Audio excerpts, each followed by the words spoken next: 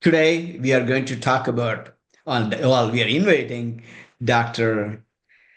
Rajesh Bajaj. He is MD General Medicine practicing independently in Chennai, Tamil Nadu. So he is so involved in how to deal with stress and how to treat and how to counsel, so on and so forth. So he has given a lecture on stress about 8 months ago, and he is here to answer your questions if you have any. With that introduction, and he has a years of experience in the field of medicine and also in psychology and counseling. With that introduction, I will open the floor to um, Dr. Rajesh Bajaj.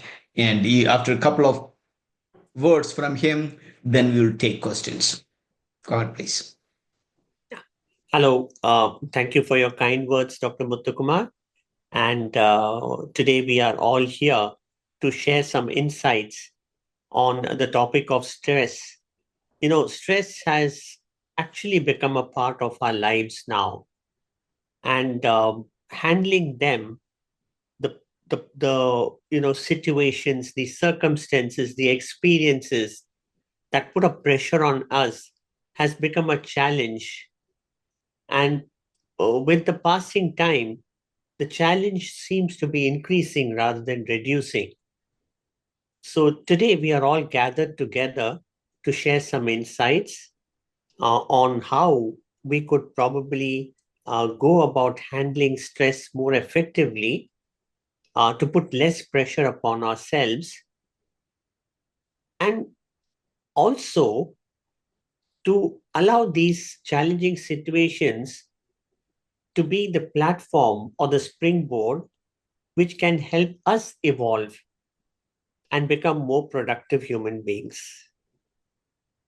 So, in this context, I had given a talk about 8 months ago, which you all might have, seen on the YouTube, and I'm here today uh, to help you understand the nuances of it, and also to help you um, to answer your questions or any clarifications you might seek on this topic.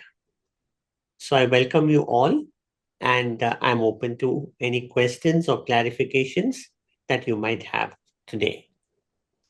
Yeah, please, either you can ask or send a text. I can read that one loud to everyone else to see. Um, while you are thinking about questions, I will kickstart the session because I have a stressed life too. So I have a few questions. Oftentimes, let's start with what is stress and what does stress means. I get stressed out because of my boss, my work, and my paycheck. Very importantly, so Dr. Bajaj, could you please tell us what is stress? See, simply put, I think stress is a response that we give whenever our expectations don't match our reality. So, the efforts that we put in to match reality to what we imagine should happen or must happen, we are undertaking a psychological, emotional, and a physical task to reach there. And that process of reaching there is laden with anxiety, apprehension, sometimes resistance. And all this phenomena works on our body in the psychological and emotional realm and produces certain, unpleasant feelings, even certain aches and pains in the body. And all of this contributes to what we, so nonchalantly say stress. So it's actually the resistance we give to what happens to us. Now, we could go towards something or we may be going away from something. If it is something pleasant for us, we are working our way towards it. We have formed our goal in our mind. It's still subtle. It has not manifested in reality. Until such time we can strategize and reach that, there is always this gnawing sense of, you know, anxiety. Will I reach there? Will I get it? Will I not get it? And this whole phenomena works on our whole being, keeping us on tenterhooks, and we call that stress. Similarly, if there's an unpleasant situation and we wish that situation away, we resist its existence, and we then work ourselves in ways that we can, run away from it. The phenomena that finally happens within us, the feelings we feel, the sensations we feel, the thoughts we harbor, and the bodily sensations of a tensing up of muscles, all of this contribute to the phenomena we call stress. And we have seen that more often than not, stress has occurred to us more in the imaginary realm rather than in reality, because most of the things we think will happen to us, unpleasant things mainly, have never really happened. Something that we keep calling worry. We worry about a lot of things, and all of this emanates from the fact that we live in a very chaotic and unpredictable world. Whereas we as human beings crave for stability, predictability. So there's a big mismatch between what is happening to us all the time and what we desire. And all the efforts that we put in to make sense of this chaos, of this unpredictability, these efforts bring about certain, reactions, and, you could call them hormonal, you could call them also physical, because they could be tensing of muscles all the time. Headaches, for instance, is something we get out of stress because we are constantly frowning, not aware that we're tensing up the muscles of the scalp. And it's the tensing up the muscles of the scalp that brings about this headache, what we call the tension headache. The nondescript pains and aches in the joints, in the limbs, all of this could be a manifestation of a constant stress of wanting to go towards something or run away from something all the time. Thank you so much for elaborate answer on the stress.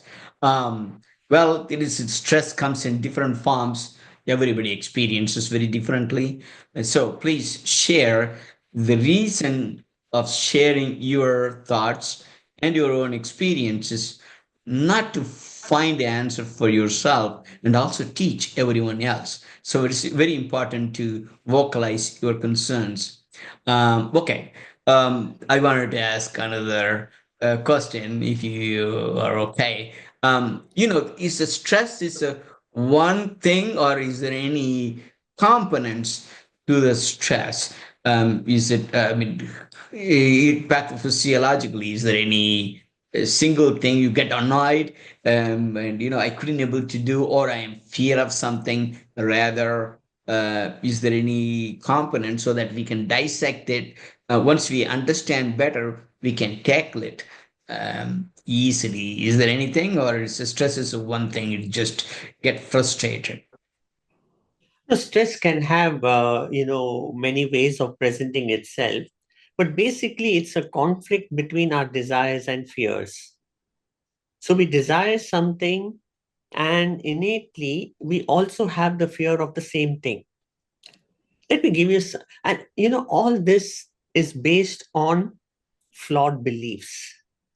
We run our lives on beliefs. You would agree on that. Now, supposing, let me give you an instance where I have come across people like that. Of the very, very common thing, everyone likes to become rich, everyone wants to earn a lot of money.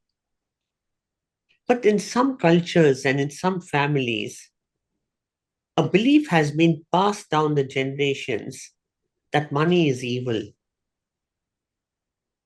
If you're rich, you're evil. And we know as Indians that this theme has been propagated over the years, even in cinemas, in movies, in the films, where the protagonist hero always is made out to be poor, kind, truthful, honest, and the villain is always portrayed to be rich. Subconsciously and unconsciously, we imbibe those beliefs. And then, when we desire to become rich, not for anything, but to have a good life, to enjoy a better quality of life for ourselves and for our loved ones, there is this subconscious and unconscious conflict of another thought, which is not in the conscious mind, which is why he's unaware as to why, when he tries to become rich, why does he create roadblocks for himself from becoming rich? Or why does he undermine that desire of his to become rich? He's not really conscious of this conflict inside. When this conflict is going on in the subconscious mind, which means below consciousness level, so he's not aware what's happening inside of him. This conflict in the subconscious mind then works on the physical body in those systems of the body which work subconsciously and unconsciously, like the autonomic nervous system. So, the energy build up needs a release. So, the energy build up in the subconscious mind, born out of this conflict, gets dissipated into the autonomic nervous system. And, this is where different people have different manifestations of stress. Like if the sympathetic nervous system is overstimulated, he comes with, panic attacks, attacks of anxiety, palpitations, trembling. Whereas someone else who by nature has a dominance of excitation of a parasympathetic nervous system comes with symptoms of irritable bowel syndrome, abdominal pain of unknown origin. Because you do all investigations, you don't find any pathology there. It's the mind manifesting in the body and bringing out certain symptoms, which are the pointers towards stress. So it all begins in the mind with conflicting thoughts, conflicting emotions, and therefore, as the person's personality is varied, so are the varied symptoms and manifestations of stress. I hope I've been able to elaborate on this. You did. Actually, there is a question came from Professor Dr. Moran. So he said, I could explain MBSR, mindfulness-based stress. Could you explain MBSR, mindfulness-based stress reduction? Could you please elaborate on it? Yes, What is it? Yeah. I will be very happy to do that, Dr. Maran. And a lovely question indeed. So, as I just, continuing to with what I just said, that everything that manifests ultimately as a phenomena we call stress due to manifestation of any physical symptoms or problems or diseases, everything begins in the mind. And unfortunately, it begins at the subconscious level. Mindfulness is a phenomena where we stop living in the mind and we reach a state what we call of self awareness, which we all as human beings are capable of. Self awareness is the ability to be able to watch our mind, the thoughts that run there, the beliefs that pop up, and the different feelings and emotions that we experience in the mind.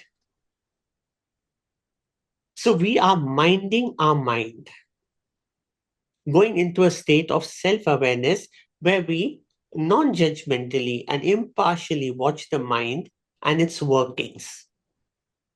The difficulty comes because we have been raised up in such a way and we have gotten so involved with the world and its workings and our interaction with the world and the people around us that we totally get identified with the mind and we become the thoughts and the feelings of the mind,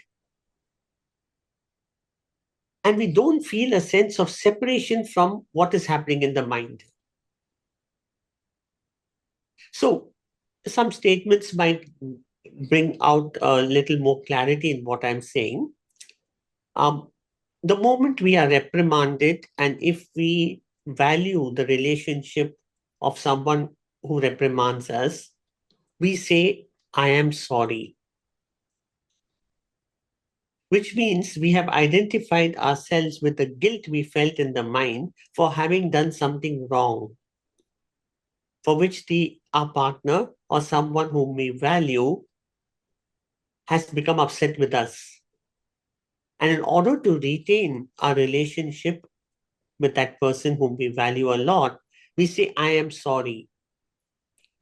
But a person who is mindful, who is in a state of self awareness, who watches his mind working, she can phrase it as, I apologize for what I did. So he has distanced himself from what he felt in the mind. I am sorry is akin to saying, I am wrong, and therefore I seek pardon. But when I say I apologize, I distance myself from what I, as a mind, body, intellect complex, might have done. And I say that, something happened in the working of the mind where I slipped up and I did something wrong. I need to correct it. So I am not identified with the wrongdoing. I am just distancing myself from that. In short, if I were to say, just as now, if I were to ask, what is the subject and the object in our experience, we would say, I, as Rajesh, am the subject. And when I say I am the subject, I'm including not only my physical being, but also my psychological being, my emotional being. And the object is the webinar which I'm now attending. Self awareness or the practice of mindfulness is when the word I only is separated. I, as a being, am separated and watchful of the workings of my mind, emotions, and the body.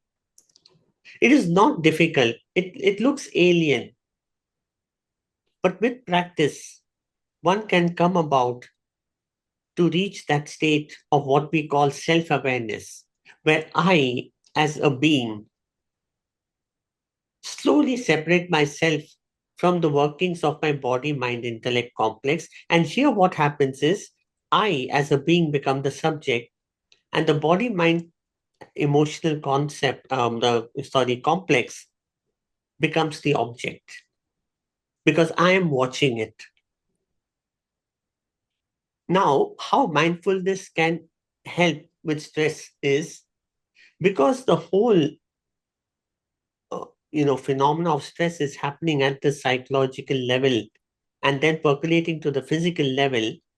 If I am always mindful in self awareness, I will be able to perceive what is happening in my mind, the workings of my mind, the workings of my emotions, able to analyze it intelligently, and therefore come to some sort of a conclusion of either acceptance or rejection of what is stressing me out,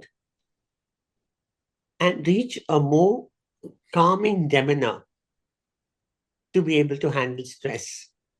Until and unless we learn to disidentify from the stressors in ourselves, we will have no power or choice to change those things that are causing stress.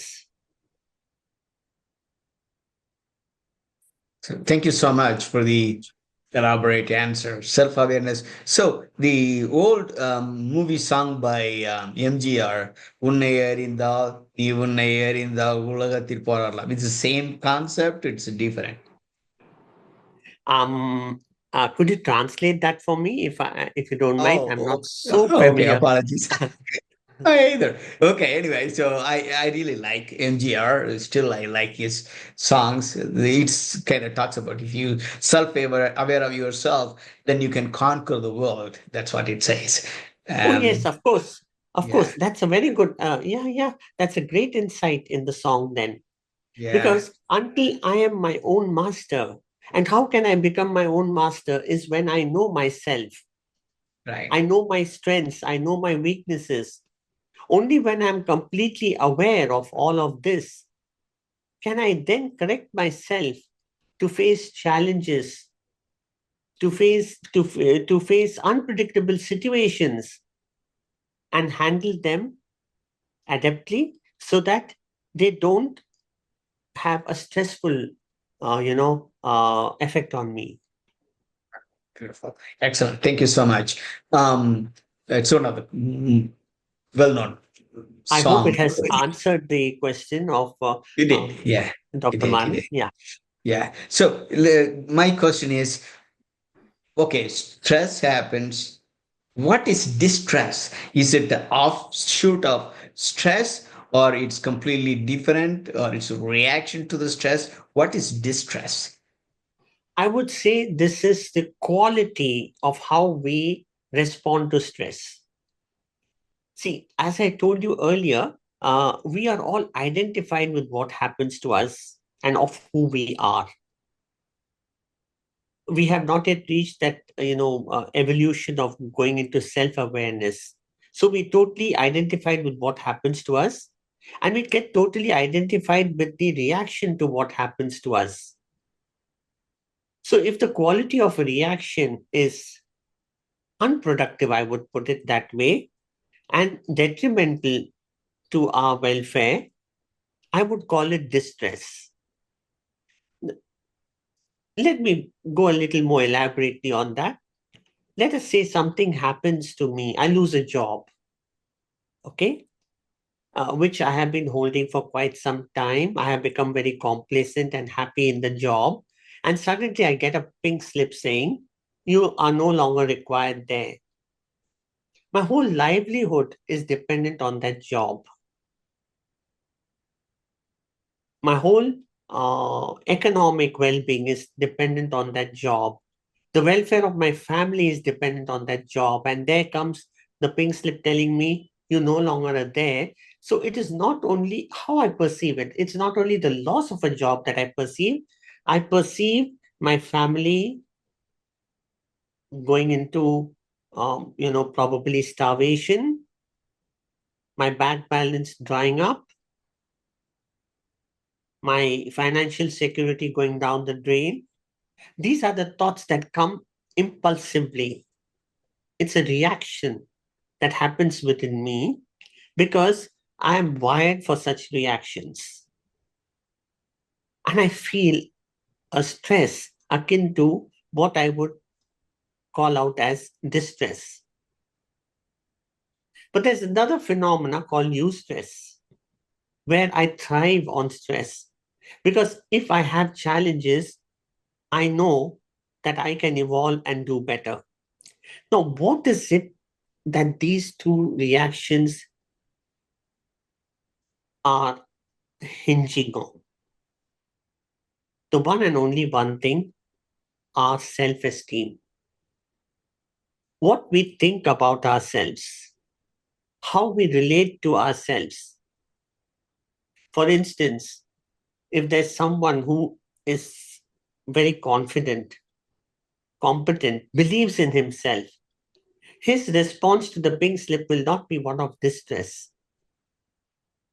Agree.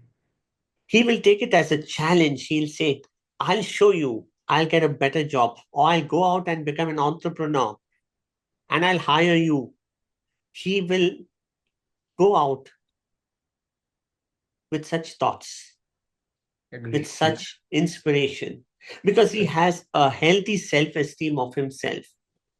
Great He is point. Yeah. in a state of eustress, whereas someone who thinks he's not okay, he can't do it, he's not competent enough, he goes into a state we call distress, of defeat, of self defeat. He accepts defeat himself.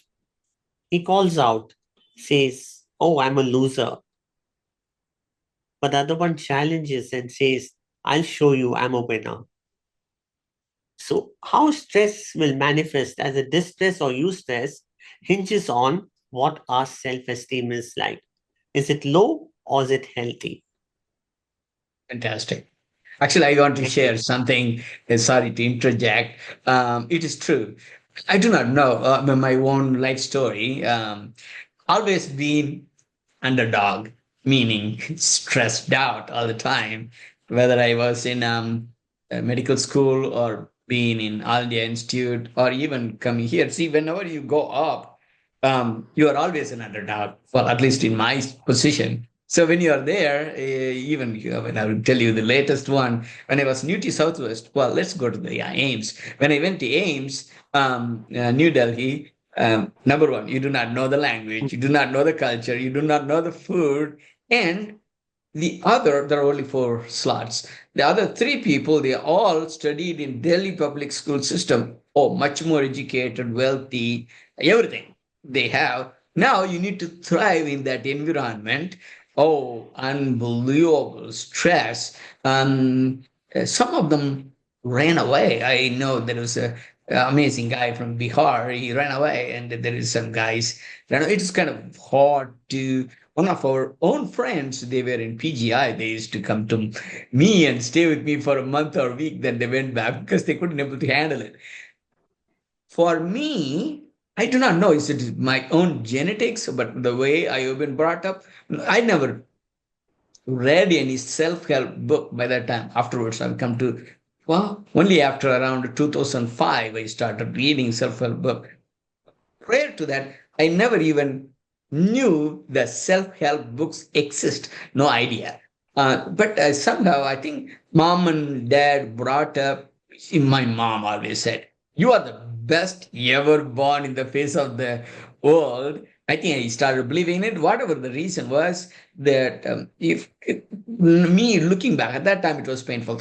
By looking back, those stress or underdog at this one really helped me to propel to the next stage. Definitely, that helped me to come to United States. You come here, of course, in Brooklyn, New York. I was a boss there. That's not a big deal, because you're already trained and all international students. But when you move up to UT Southwestern, again, it is predominantly dominated by US medical graduates. There, you are a foreign medical graduate. So again, an underdog, you need to prove yourself. Ooh, that's painful. But can I tell you something? What the way I coped with? It's interesting. So UT Southwestern, where um, John F. Kennedy was declared dead. It's very and the emergency room, Parkland, Children's Mercy, not Children's Mercy, Children's Dallas. Everything is the same campus. That is the number one place for AHA, American Heart Association, the most busiest emergency room in the United States is Parkland Memorial. Then you walk through, there is a research place. I worked with a person. we never did it. We never don't do any research in India. So when I come here, then I worked with a guy, Nobel Prize winner, later on become, that time he was a Howard Hughes Medical Institute researcher. So anyway, when I walk through the stresses, the way I reflect, I used to think myself, it's a lion walking through the Parkland Memorial. That's how I used to imagine myself. And that really helped me out of everyone. I graduated first and certified first and came out. And then, even though I'm a foreign grads, only foreign grads, everybody else is, one is Canadian, another, everyone else is US medical grad. He called me at the end. He said, the medical director, Jim. Jim called me and he said, they used to call me Kumar. Kumar, apologize. We didn't treat you well, but we wanted to offer you a job. That's what he said. Well, I said, Wow. thanks. No thanks. I didn't take it. But anyway, I left because I got hurt by that one. But whatever it is, what I'm trying to say is being underdog, it is stressful, but if you kind of make it as a motivation, definitely you can win and win big. That is my own personal story on this topic. Okay, with that one, and there is one another question came in. Is meditation and yoga beneficial to cope up with the stress? Yes, meditation and yoga are very good practices to help with stress. Uh, I'm not here talking of, a 1 hour meditation or a 1 hour yoga, because that is not going to be very helpful. It could de-stress you rather than, you transcending stress is one phenomena, de-stressing is another phenomena. So, like, I know of people who say, I would like to, if I'm very stressed, I de stress by listening to music. I de stress by watching a movie. I de stress by, painting. But that's only a temporary phenomena. What we are talking here today is more than that. Can we transcend stress?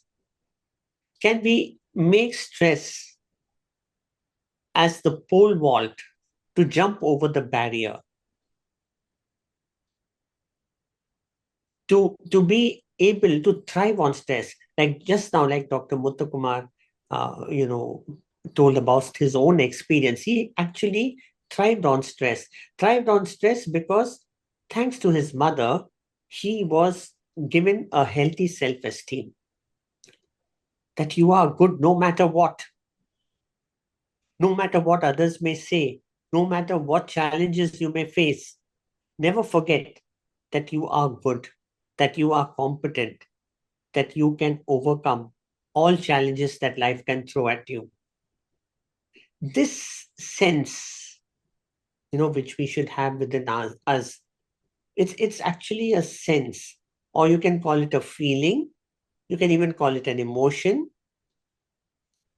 you can call it a belief, is what we should harbor to make our lives view stress as an adventure rather than something detrimental. So, yes, coming back to that, meditation and yoga, they both aim at bringing about self awareness only. So, self awareness can be started in bits and pieces because we have not become familiar with that phenomena. We don't know we can watch ourselves. We are not yet, it may be surprising to someone or some of us that I can watch myself, in fact. I can watch the workings of my mind. I can watch the sensations and the feelings and the emotions I get. So, yes, doesn't matter. We have been so identified with all of it that we become a part of it, but we can distance ourselves from that. When I say we, I mean the sense I can separate itself from the workings of the mind and the body, be it thoughts, be it beliefs, or be it emotions. Meditation teaches us just that. Meditation and yoga help us to create a mind that can become ripe for mindfulness and self-awareness. So we start with first concentrating the mind, focusing the mind on something, which is what is meditation. So we focus on an object.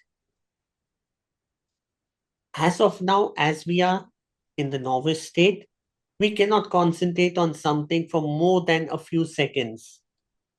But through the practice of meditation and yoga, we can prolong the time taken to concentrate on a particular object or a particular idea for prolonged periods of time. Later, we can bring ourselves back to concentrate the moment we slip up. Like another thought comes, we are concentrating on an object, and suddenly an idea pops up, or a thought pops up, or a feeling pops up in the mind and drags us away from giving our attention to the object. The next step in meditation is to learn how to bring your mind back to the object. So we strengthen our attribute of contribution of concentration even more. And later, concentration can become second nature to us, which is when we are actually going into a state of meditation. And when concentration becomes second nature to us, attention comes under our control. We can bring our attention to something or the other willfully. We have a choice. And therefore, this process of meditation and yoga definitely help us to strengthen our mind, make it more focused, gives it a ability to concentrate on a particular thing for a longer period of time. And eventually, as the whole thing ripens, it turns into a mind which can become mindful or self aware. So it's a good practice to begin with and take it on through years of practice to the state where we become self aware by habit. So, So yes, most it of does. these, sorry. So the most Yes, of these remedies needs to be practiced intentionally over time till it becomes yourself. So how long will it take to have that one to become kind of subconscious automatically to like brushing your teeth in the morning? yes. Like you said, brushing the teeth is a subconscious act, it's an automatic, habitual act. You Right, don't have to be conscious of it. right. It all happens as a reflex action at the subconscious level. We have been habituated to it so much that to come out of that and to learn to live consciously becomes a task, becomes a challenge. How do I live consciously? Some of us may be amazed. Is it possible to live consciously? But then we do live consciously. There are certain instances in our life when we become suddenly very conscious and quiet, when we are faced with imminent danger, when our life is at stake, when we come across critical situations, when everything quietens down in the mind. There's no chatter in the mind. Everything is held in suspended animation. No emotions, no feelings, only quiet attention. Absolute quiet attention to detail on the thing before us because it is a matter of survival.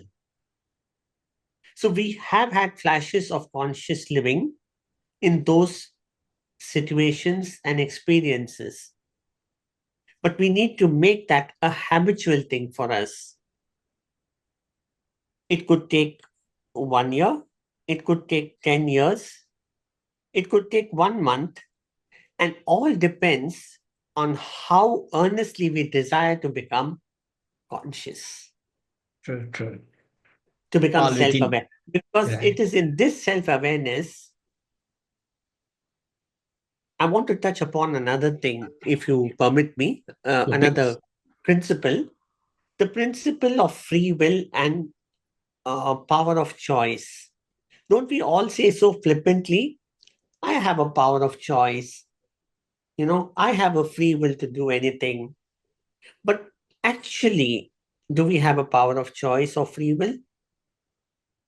As long as we are not conscious beings, as long as we do not have the sense of self awareness, what we claim as free will or power of choice is all automatic, driven by our desires and fears only. I will not touch that ice cream. It's because I'm driven by fear by the medical report the doctor just read out to me. Your sugars are rising, your cholesterol is rising. Stay away from it if you want a good quality of life and a long life. It's that fear that is giving me an illusion of free will, of a power of choice. No, the power of choice and free will lies in that gap between what we call the stimulus and response. So, whenever we have a stimulus, we respond. But most of the time, we react, we don't respond because it's inbuilt in us. And we're too lazy to try to build up a response for something. So, we have done it in the past, we'll do it again, fueled by beliefs, which we have kept in our minds Right. since we were born, or something, some beliefs that were put into our minds and we accepted. The real response comes when we pause between the stimulus and the response. Interesting. When there's a stimulus to me, can I become quiet for those few seconds, think over it intelligently, and then respond? Then I have a semblance of free will. I have a semblance of power to choose. Most of us don't think in that way. We think what we do automatically is a manifestation of free will and choice. Real choice and real free will rests in that space between stimulus and response.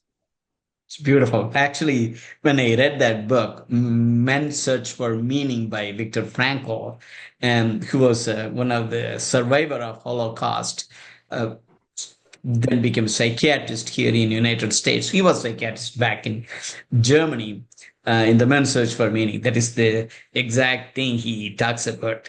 The distance between stimulus and how do you respond. Even the most cruel time, in fact, most of them died, his cohabitants at that point in that, I think, Auschwitz, one of those concentration camps. And think he was fortunate enough, he was about to get killed. He was naked. He was well-educated guy. He's not kind of any downtrodden. A well-educated guy, stripped everything. He says that one in that book. He says, they can take everything from me, they cannot take my own feeling of my self-worthiness. They can't. That he believed in. As a result, he became, and that book was very, uh, True. what is it called? Yeah, good Yeah, book written by him. Anyway, so when you said that one, the stimulus and the response, very important. Unless otherwise you know it, and for him probably it came instinctively, or he was a psychiatrist to start with. And unless otherwise, the normal response would be immediate reaction. Most of the time, it's detrimental to himself or herself. What do you think? Is that, do you agree? Yeah. absolutely, absolutely. And as I told you, he was in a near death experience. As I Right. told you, probably that triggered him rising up from the subconscious level of activity to the state of consciousness, where he found where his power of choice lay. I can choose to become a victim of the Jews and the atrocity. I'm sorry, to become a victim of the Nazi. tormentors of the Jew, the Nazis, Mhm. and give up, or I can choose to take action and measures to survive all of this. True. And there came his power of choice. And Right. he chose to take all action and measures to survive. And he did survive. Because until and unless we are aware of what is happening to us and what is happening within the realm of the inner world of the mind and the emotions, how are we going to take corrective action and steer ourselves away from the stressful conditions? Stress then becomes an automatic response. As long as we remain unaware, we are victims of stress. But the moment we build up the possibility of becoming self aware and more conscious of the workings in the mind, of the environment, how they affect the mind, we stand a chance to choose our responses in ways that are beneficial to us. And therefore, these stressful situations and circumstances can be taken as a platform on which to evolve and become a better person, Beautiful. a Yeah. stronger person. Right.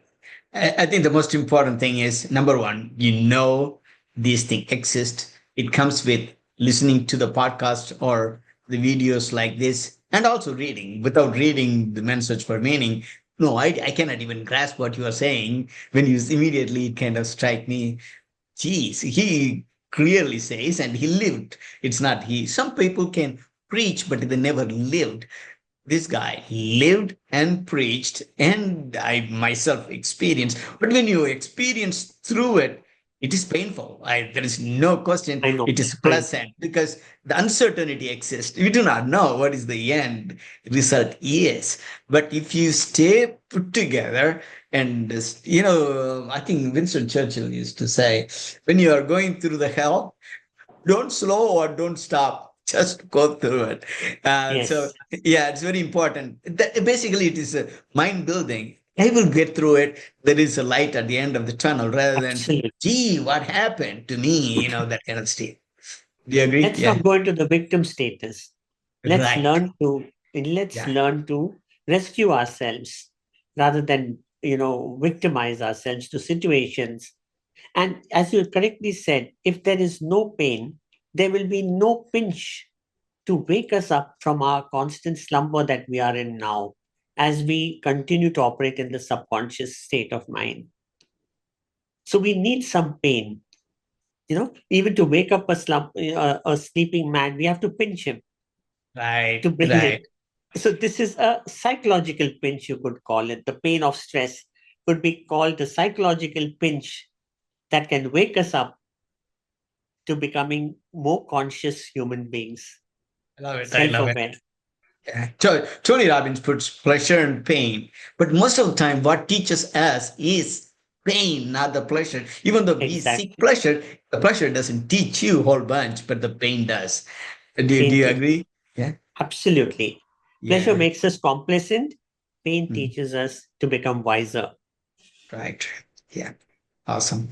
Any other question from? Yeah, the question could be anything because we are all learning in this process. Some have some experiences. It doesn't mean I got all the experiences. The underdog, the stress. Oh, that is not good. I mean, I have some other stories too, but right now I think those two stories are good enough. It is stressful. It is stressful. Um, Let me ask you this question. You said distress and eustress. What is eustress and how to change from distress to eustress?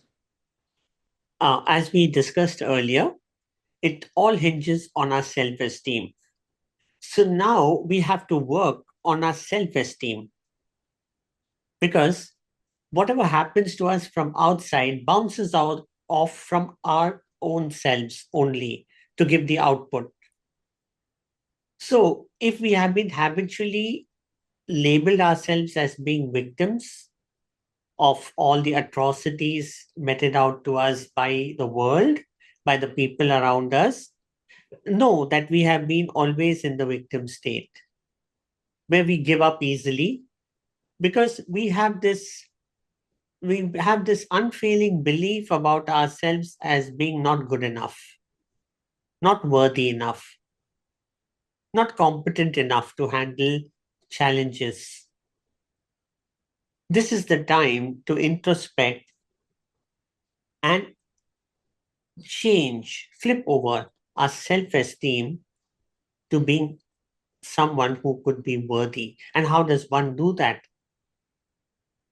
Well, the first thing comes is self acceptance. We must be brave enough to accept ourselves for what and who we are, despite our flaws. I am who I am. I have some strengths. I do have some weaknesses too. But it doesn't matter. So do all of us. We all have our varied strengths and weaknesses. This amounts to self acceptance and therefore self love. When we begin with this, we can then motivate ourselves to do things which were very fearful to us earlier because of the fear of failure. So, what we can do is take baby steps into trying to get into situations, circumstances, and also into projects which earlier challenged us, put ourselves into it to prove to ourselves that we are competent to overcome them.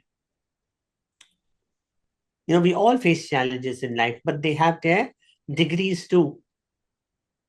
So let us not take a challenge which is of the highest degree, but take a challenge in life which is of the lowest degree, reachable to us, and begin by accomplishing something or the other which doesn't challenge us too much, and therefore we are sure of getting there. With each small victory, we celebrate the self esteem. We help it grow, we help it evolve, we help it becoming healthy rather than low. And the moment through practice, and constant taking up of challenges, we reach a stage where we now believe in ourselves completely, in our competence, in our sense of self worth. We have reached that state of healthy self esteem, and therefore ready for any challenges in life. In fact, as we grow, we could also imbibe the attribute of adventure, where we then call upon challenges to ourselves to prove to ourselves that I'm worthy enough to take up this challenge and that I can overcome it. So, eustress is again a phenomena where people thrive on challenges. All our sports people, eminent sports people, they thrive on challenges. When everyone thinks you're down and out, that's when he comes out as the strongest. It's not only the physical, but the mental strength also that counts. That's because of only one primary reason, that he believes in himself and his capabilities. So, to move from distress to eustress, one will have to work on one's self esteem, build it up from being low to being healthy. And that will propel us to eustress So or don't healthy lose, stress. yeah. So don't lose hope and improve your self confidence. Work on it, and if you are kind of low, you need to build it up. How do you build it up? Um, kind of getting along with people who have a positive mindset, reading books, listening to podcasts. Is there any remedies, or you can? Yes, that would all be theoretical, but the Mhm. proof of the pudding is in the pudding itself, as we say. So get into action after having imbibed the principles of getting into a state of healthy self esteem. Put it into practice. As I said, take up small challenges. You don't have to go with the biggest challenge in your life. Take up the smallest of them. Jump over the bar. Don't set the bar too high. Get the feedback of confidence, the sense of elation, celebrate it. Then take the next challenge. Raise the bar a little more. Go act on it. Overcome it.